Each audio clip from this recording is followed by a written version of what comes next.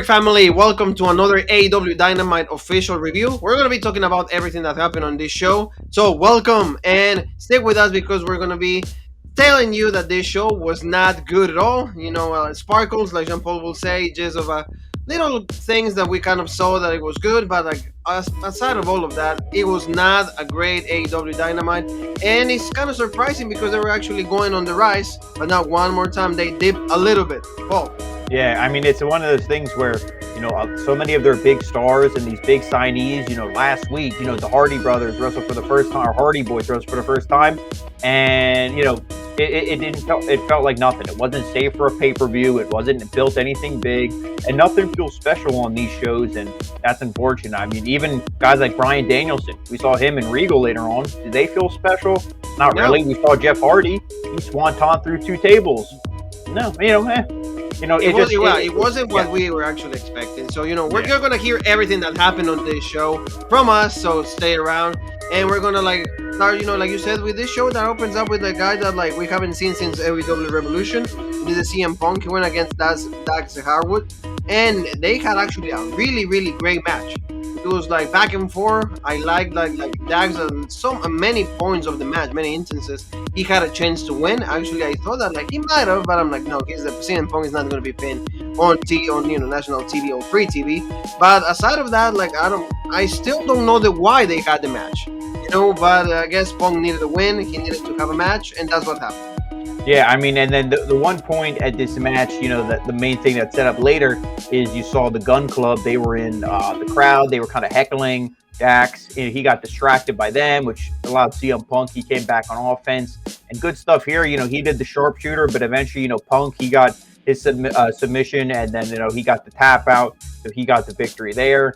And, this was all just to set up an angle for Dax Hardwood. But, I mean, besides, unfortunately having to see them versus the Gun Club, which the Gun Club aren't bad. They're just immature and stupid. But it's... And we know what happened. This was a great... Dad, Yeah, they passed from the dad. Yeah, exactly. This was a great opening match, though. And, it's good to see CM Punk get a win, even if it is against Dax, which, I mean... Him wrestling singles matches okay, but we need to see these guys winning more tag matches. Oh yeah, no, they're supposed to be a tag team, so stay the tag team and win matches like FTR. The stocks on NTR. You remember how good everybody thought they are, and I mean they are, but we all the respect and everybody thought that this was going to be the team to beat on AEW, but no. I mean, they hold the AAA tag team titles, but that's it. They're gonna go against, I think, the Young Bucks for the titles. So I don't know. I don't know what this is gonna be, but they cut a promo also talking about the Gun Club. They're gonna be facing each other in the next Dynamite. I don't know if they want to do this. I don't know if they deserve to do this, and we're gonna see the hopefully they're gonna beat the Gun Club, pretty decisively. And now they're gonna start getting more wins and hopefully being booked legit. Maybe them cutting away from Tully, and if they're baby faces now, we got to see how that push is gonna be. So exactly. Also, there's a rumor that Bret Hart might be the new manager. Dax has been actually hinting on Twitter and everything that maybe Bret Hart's gonna be. It would be good. I mean, but again, you can bring anybody if they don't are portrayed, if they're not in book legit. Do we really care about it? Do we actually want to see them? No, not really. Something that also we don't want to see is just the new Jericho Appreciation Society. This is just probably the worst faction that Chris Jericho has ever been in. I don't mind saying it because it's the truth. I mean, I think the guy wants to help them out. He wants to help them out 2.0. The Garcia, he wants to help them out to reach new heights. Fine, but it's looking really shitty, and it's not even a third of what the Inner Circle was. So they just got a promo from the match that they're gonna have against the members of the Dark Order. I'm not interested in this at all. It's Jericho needs to again take some vacation, go with Fozzy, go on tour, all of that, because this is absolutely trash. No, I mean, I would rather have seen Jericho, he beat up Eddie Kingston, whatever, and just go after Hangman. Hangman, listen, I mean, I know they're doing that with Adam Cole, but to me, that feud is deader than hell. Nobody cares about that. At least I don't. And from what we see, a lot of other people aren't too interested in it either. But have Jericho go after Hangman, because he was the one who Hangman couldn't beat him for the belt when the company first started. Do a rematch here. But No, they do have history right there. Appreciation Society, when they first showed it off, when they beat up Santana, Ortiz, and all them, I thought, okay, let's see where this goes. Last week was completely awful. He changed the names. The guys are so gimmicked up. It's all tongue-in-cheek. Oh, we're sports entertainers. This sucks. This is just, it's bad. It is just bad. So, like, we're going to see, actually, that's going to be the main event. So, another one. Why they booked this as the main event? I don't understand why the main event is something that is not main event caliber, not even main event worthy.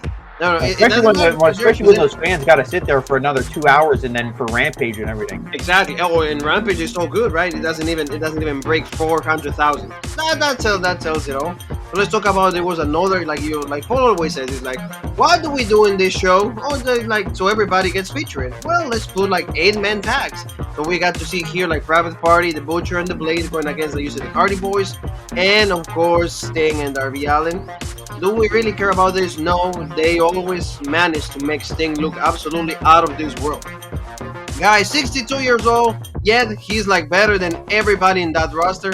I don't like it. They did, of course, a huge spot with Jeff Hardy. Why? Because that's what Jeff Hardy is good for in everybody's eyes. I think that like if they will like split him up, right, or like they're losing the Hardys going against like another tag team that is actually has name value, would have been much better. But this to me sucks. There you go. Of course, Scorpion, Death Drop, and the Twist of Fate. All of a sudden, Mark Hardy is so credible, so legit, so good. In the end, the guys get the win. Yeah, did you think otherwise, Paul? No. This was bad. We saw the Hardy Boys beat up Private Party last week, and you thought, okay, whatever. Why are they still feuding? That should have been the end. Boop. We kick the shit out of Private Party. We move on to other things. They should be going after the tag belts. Why are they in this feud? And I mean, I agree. To me, this match sucked. And how does Jeff not score the pin? Yeah, really? Exactly. I know you wanted to do that big spot with the tables, but shouldn't that have been for a pay-per-view? That's when WWE always did it on the big pay-per-views. Because you know what? Nobody's going to remember that table spot in 2 days from now. It'll be completely forgotten. And especially, like you said, Matt getting the or Sting. What wouldn't it be better? Darby and Jeff? The comment on this was Sting, and then we'll move on. A lot of times when you see old timers come back, like Undertaker, guys like that, they cut a promo. Like, hey, I might not be as good as I was, but I got one more left in me, blah, blah, blah. Sting, like you said, he comes out there like he's Superman. Yeah. You never see him cut a promo go, hey, this might be my last big match, or this might be... No, he's like, yeah, whatever, I got 20 more years, no big deal. No, and he just says, I'm better than what I was.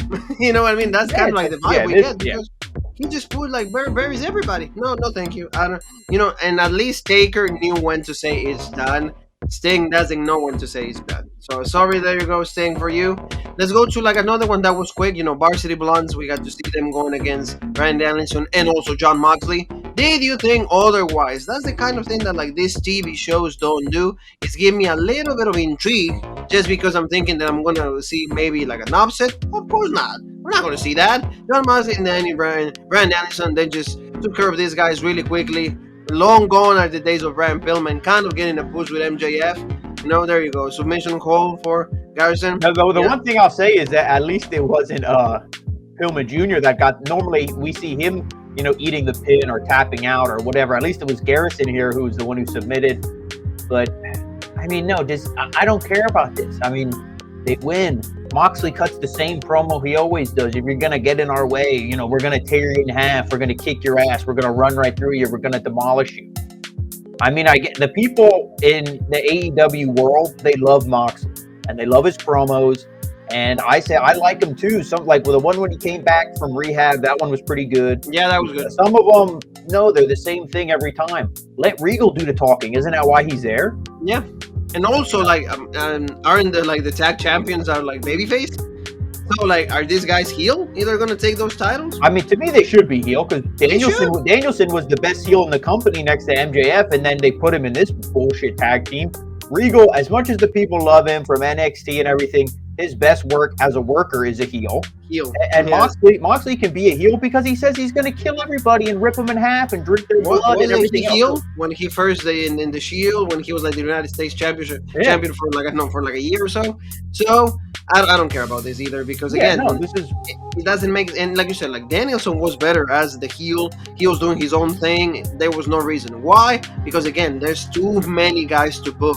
It's just impossible to give them all like. And to me, this is straight out of WWE, where you have two guys that should just be in their own division, singles division, whatever. no, let's take two single guys and put them in a tag team instead of pushing an actual tag team. Yes, exactly. No, and then that's what they do. So like, I mean, this is not good. I mean, William Regal, don't forget to like watch the or listen the Chris Jericho Talk is Jericho, like the podcast when he actually is normal. When Jericho actually he gets some props, because then William Regal just talks about, yeah, take your drink, take a sip, and he talks about all the problems that he has. It's kind of like good to see that the guys is still going and still like doing what he loves, but like he says that like he has a lot of health issues. So hopefully we have more William Regal for the years to come.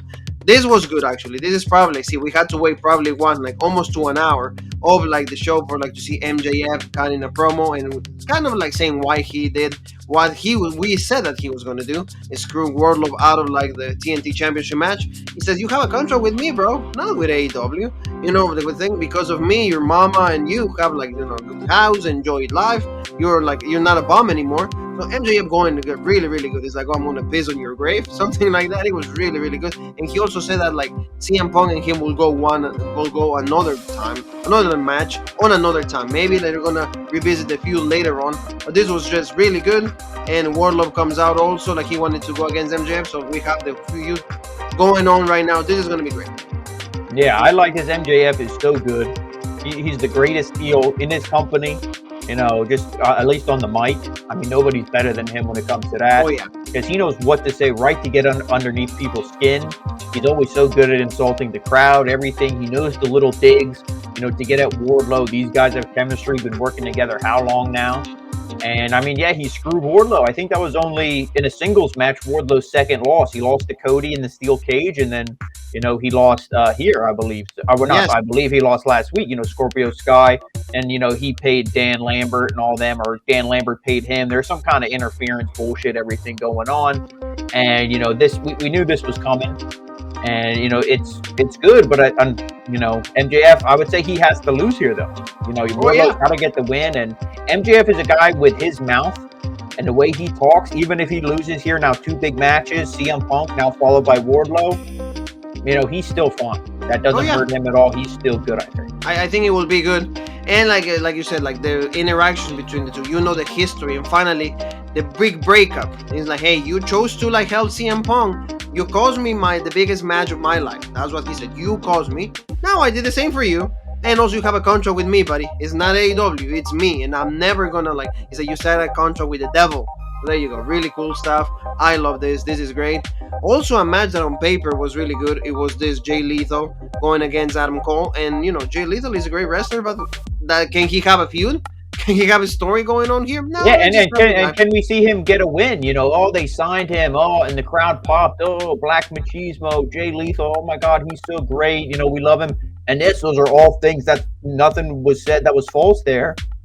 And then he goes immediately, oh, let me help Dante Martin. Let me tag team with Sonny Kiss. Let me be on YouTube. Nothing. He has matches here on TV. Lost. And I thought, maybe he'll score an upset against Adam Cole and there'll be a feud. But no, Adam Cole's still feuding with Hangman Page, a feud nobody cares about. Where even is the champion? Nobody knows, nobody cares because he doesn't feel like a world heavyweight champion. And, this match, though, it was pretty good. I won't take away from it, but and it sucks because it's one of those things we talked about earlier with the tag match. How predictable is it? Was Adam Cole really going to lose here? No. Anytime he was in trouble, same thing, NXT, AEW. Yeah, unfortunately, it's the same thing. Yeah, same thing. Undisputed Era, baby, one more time. Undisputed Era, they make the distraction. Sets up that Panama Sunrise forever, and I didn't think it looked that good, so I don't know, maybe he didn't know what he was going to do, but then eventually, he hits a big knee, 1, 2, 3, and, I mean, it was a good match, but like I said, I wish it was for something. I wish one of them was the TV champion or something. Like you said, Jay Lethal deserves like a meaningful feud, something. Give him something for the guy to do. And well, then Adam Cole, of course, a promo. Hangman Page, you only beat me at Revolution, but then every all the other matches that we had, I've been the winner. So like the feud continues, and like you said, all of a sudden again, Undisputed Era 2.0. Hangman Page is by himself, so they go at it, and then of course we get to see the Jurassic Express, or not anymore, Luchasaurus and Jungle Boy, trying to help these guys, Adam Cole and the Red Dragon retrieve. And I mean, is this actually does it feel championship worthy? Not really, That's unfortunately the thing that like Hangman Page struggles with. Is like, can he ever like feel like the champion? And Adam Cole, I think he's trying, but it's not really working for me. Out of all the AEW own, so not counting a CM Punk, a Danielson, a Miro, anybody like that, the only guy to me that feels World Heavyweight Championship material ready right now is MJF. Yes. I mean, Kenny Omega wasn't bad, but you surrounded him with the clowns and the losers. What did we say when Omega was cutting promos by himself? We said this is at least it's better than when he has the whole clown troupe with him. Especially, so, that's what it was. Like, yes. I mean, it's one of those things where I know maybe they don't want to put it on a WWE guy, but I mean, this feud is just bad. And the Undisputed Era, whatever you call them, they're the one guys who they left WWE and they feel less legit than they did in WWE. Oh yeah, and especially if they were going to do exactly the same, because it's exactly the same gimmick. It's we're behind Cole, and that's what we're going to do. Can you ever break up? Can you ever try to aspire for like a singles title? What happened, with the Kyle O'Reilly that we saw? Oh, I want to be NXT champion and all of that. We know. Oh yeah, I'm fine doing tag one more time. I don't care. It's just it's just not good. It's just bad booking. It's because it's the same thing. It's like it's like you change the channel and you just see the same guys doing the same thing. At least on the other television channel, they were somehow, it felt more legit. Oh yeah, and they win. So there you go. So that's it. Why is this guy still on TV? He's good. Like Paul always says, he knows what he can do. He does it at a high level. Why is he feuding with Lance Archer? What's going on here? Lance Archer is another one. I'm not saying he's the best wrestler. I'm not saying, But he's a wasted opportunity. But he's so wasted. It is like they have no. I feel like they have no plans for this guy. No, let him go to WWE and make some money. You know what I mean? He can feud against like a Roman Reigns or Drew McIntyre, guys like that. Big E. Fingers crossed. I would love to see him come back. We don't want nothing bad to happen to Big E. Exactly. Yes. But I mean, there's tons of great feuds like a guy like him could have, and he's just completely wasted on this show. And Dustin is great. They put this on Rampage because Dustin has the sympathy. Oh my God, it's a Rhodes. The promo. Lance was talking about the family. Hometown. Talking about the Rhodes family. If you built this up, this would be something legit. But what is Lance Archer going to beat Dustin Rhodes, and then is he going to get a push? No. Or who is he going to feud with next? It doesn't really. It doesn't really make you want to just check these matches. Let me ask you this question quick, and we don't want to take too long, but off topic. Cody shows up WrestleMania Night 2 against Seth Rollins, signs the ink, whatever. Does Dustin eventually go back? Do we see Goldie one more time, or do you think no? Probably, yeah. Oh yeah. I will definitely say. Although he said in an interview, but interviews right now they're even they're not believable, because like he said, oh no, I'm staying on AEW. I like what I'm doing. I like what I'm training. Cody said that Tony Khan is going to have to pretty much fire him because he's going to stay there forever no matter what. And now we're going to hear him against Seth Rollins. So never say never. In this day and age, in this state of the world, never say never. I wouldn't, now that if Cody has a successful run, that's what I will tell you. If he has somewhat of success, Dustin's going to go. Because easily they can relieve Goldust and then they will be fine. So something that is absolutely cringy and absolutely hated, Sammy Guevara and this girl. I'm not interested. These two love to just reveal their bad secrets. I don't care. I mean, you guys are happy. Good for you guys. I'm not going to say anything bad, but the fact that they incorporated this in storyline so quickly made me so uninterested in this feud, and I want Scorpio Sky to beat his ass. I just want Scorpio Sky to and this to me, when he first started the promo, I mean, the whole Dan Lambert thing, he's getting at least a little bit better on I feel like his promos aren't so oh my God, get off my TV, heat. But, he's not bad. Ethan Page to me is still a clown. He hasn't done anything in this company that I should feel like he's legit. But Scorpio Sky, he's almost going to be a triple. I don't know if he'll ever win the World Heavyweight title, but, he's close to being a triple crown. Yes. Already, so. Yes. And, the whole thing is, the only thing to make note of is not Scorpio Sky, Sammy. The one line he said, hey, people tell me I shouldn't take risks. I shouldn't do this crazy stuff because I'll be crippled. I'll be done. I don't care. I love doing it. I'm going to do it anyway. I'm like, you loser. You idiot. Look at Dynamite Kid. Yeah. Look at people like that. So when he started the promo, I thought it was going to be like, oh, legit. Maybe he's like, hey, I want to do this for you guys forever. I'm going to change how I wrestle, and I'm going to win back that title, and I'm going to be the champion for a long time for you guys. No, he's like, screw you guys. I'm going to do what I want. I'm going to bang my girlfriend. I'm going to jizz on that belt, and that's why you kiss it. Or like, who the heck? It was so stupid. This whole thing sucks. Miro needs to come back, beat both of them. He needs to come claim back that title in half. Like, and claim that title, and we will be happy one more time. This is also it's going to be a great matches on the paper, because why they're fighting for is the Fuck the World, the FTW Championship. We can see Ricky Starks and also Swerve, Stickerland, and I mean, again, on paper, great. I'm putting my money on this, but again, Rampage. And for a title that nobody cares, it's not even an official title. It's not, when it's defended. Yeah, it's not real. And if it defended on Dynamite, no. Yeah. So I mean, but I do agree with you. This is good, and maybe I'll watch Rampage. Probably not, but or maybe I watch the highlights just to see how they did. Yeah, that's it. They do have some good matches, but we saw the viewer. It don't matter. They keep hyping it up, but this viewership keeps going down and down and down. Yeah, because it's way too much. Also, it's like even when we do it, nobody understands. Nobody can believe that there's so much wrestling out there. So that's the thing. Is like it's way too much, and you gotta make it so enticing. And every single company fails to do so. So there you go. So we got to see Layla Hiersch here, legit. Of course, Layla Hiersch going against Red Velvet.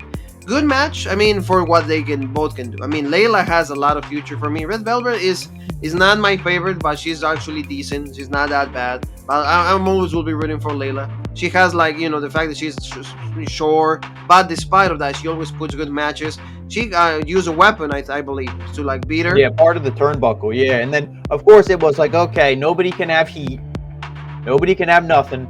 Statlander was barred from ringside, so you thought, okay, no, she comes out, beats up Layla Hiersch. You can set your watch to this. You can tell somebody, if this doesn't happen, shoot me and my family, and you'll be safe. You'll have nothing to worry about, because you know what's going to happen every single time a heel gets heat. A babyface comes out and beats him up. There's only a select few. Maybe a Danielson can hold his heat. Maybe like an MJF can keep his heat for a segment. But everybody else, they lose it.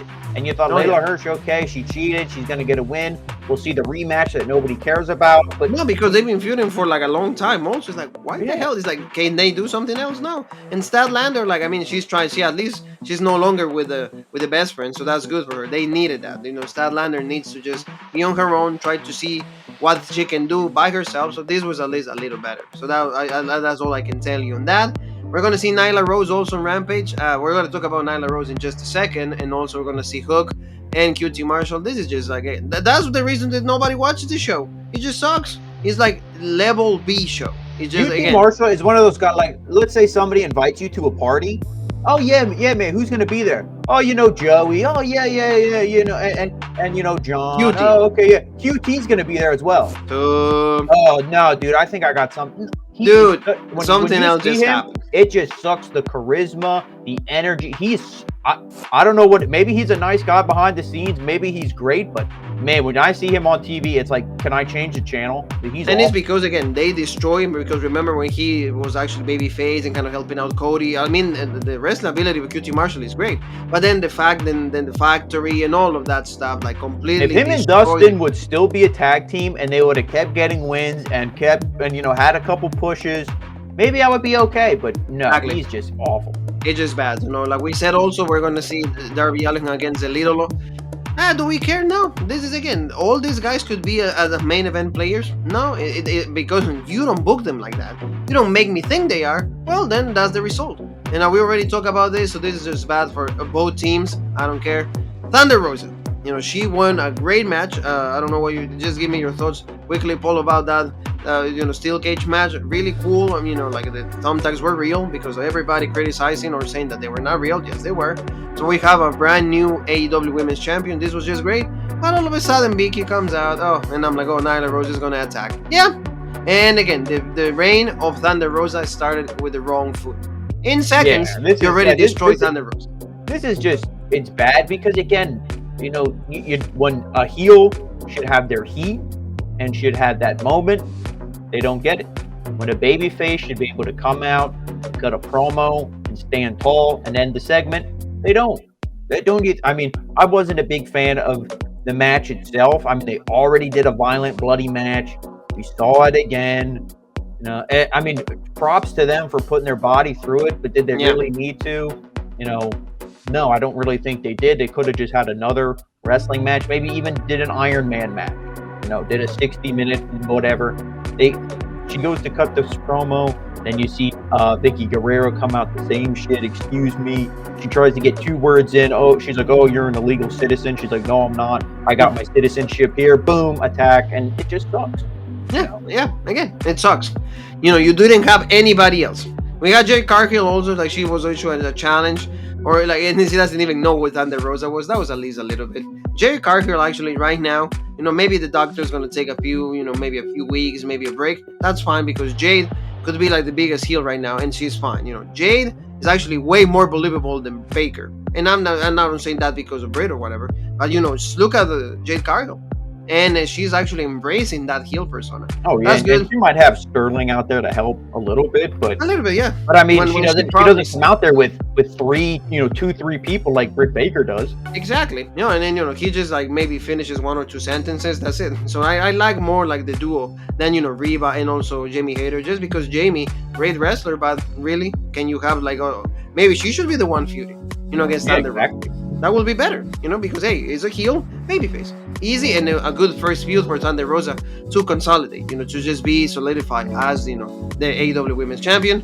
Main event, we was going to talk about what, 3 seconds about this? Did you think that like Jericho was going to lose on the main event against the Dark Order? No. So there you go. And we got he uses the bat, and you know, Garcia also like does a submission hold. Yeah, and we got to see the Appreciation Society of Chris Jericho getting the win.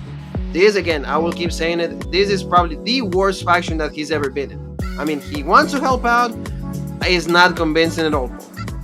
Yeah, I mean, for this to be the main event is embarrassing for this TV show. And you could tell JR was done, completely checked out. You know, hey, John Silver took out Jake Hager, and, you know, but then later on he hopped up on the apron, and Jim Ross says that, you know, Jake Hager should get beat up just for the pants he's wearing. And I agree. I mean, they look like losers. So, I mean, the guy in the middle looks like Madcap Moss. Yes, thank you. I was going to say that. I'm like, what the hell is going on here? You know, again, you know, he talked about bad creative. Maybe they're just making fun of him. I don't know. But, you know, this match completely sucked. And the whole time, Shivani, like a fucking mark. Oh, this was John Silver's dream. I don't give a shit. My dream is to have $1 million and 100 wives, or, you know, I don't give a shit what somebody's dream. You know what I'm saying? And again, using the same thing that like Pong and MJF, just because we took a picture. If your dream isn't to win the belt and make a lot of money in this business, I don't want to hear it on TV. Yeah, exactly. That's what it was. So this is how Dynamite ends. And family, I think that like this show is not even going to break 1 million. It doesn't really need to like break 1 million. And you know, AEW, like some weeks are going to be good. This is one of the ways that like unfortunately is not. So family, thank you so very much for being with us. You know, next week is going to be great. It's going to be the WrestleMania week, so we're going to have a lot of time with you guys. There's going to be a lot of shows, so stay tuned for that. And tomorrow, don't forget, it's not going to be at 3 p.m. It's going to be at 4 p.m. It's going to be NXT UK. Really good stuff. Isla Dawn, Meiko Satomura, NXT UK Women's Championship match. Really cool stuff. Be with us because we're going to be talking about absolutely everything that happened there. Where else can they find us, Paul? And make sure you follow us on all of our social media channels. That is Rope Break on Facebook, the OG Rope Break on Twitter, Original Rope Break on Instagram, Twitch, and TikTok, and of course right here on YouTube, the home of the #1 podcast in the YouTube wrestling community, the Original Rope Break. And you and me have one more thing that is left to say, and that is...